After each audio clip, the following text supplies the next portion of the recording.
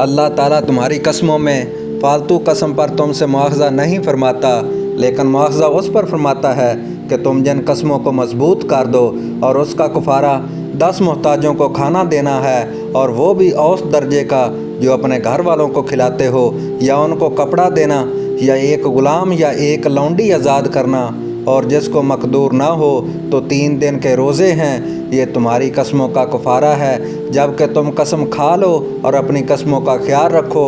इस तरह अल्लाह ताला तुम्हारे वास्ते अपने अहकाम बयान फरमाता है ताकि तुम शुक्र करो।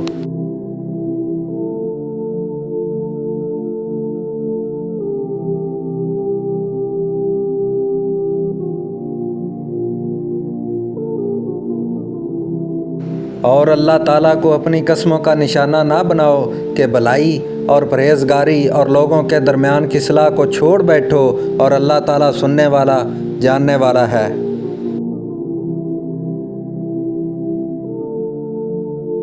अल्लाह ताला तुम्हें तुम्हारी उन कस्मों पर ना पकड़ेगा जो पुख्ता ना हों, और हाँ, उसकी पकड़ उस चीज़ पर है जो तुम्हारे दिलों का फेल है। अल्लाह ताला बख्शने वाला और बुर्दबार है।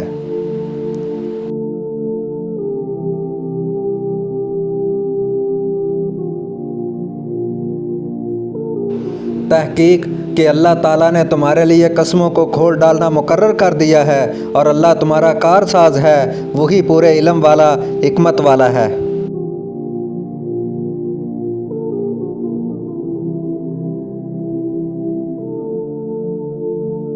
जो लोग अपनी बीवियों से तल्लक ना रखने की कस्में खाएं, उनके लिए 4 महीने की मुद्दत है। फिर अगर वो लौट आएँ तो अल्लाह ताला भी बख्शने वाला मेहरबान है।